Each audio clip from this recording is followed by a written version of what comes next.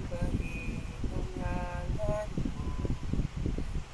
Sa amin ang kaharian mo, suriin ang loob mo.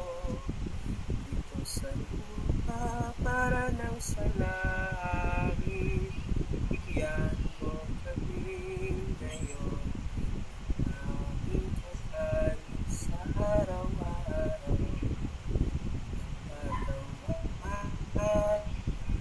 Patawarin mo ang aming mga sala para ng pagpapatawad namin sa nagkakasala sa amin.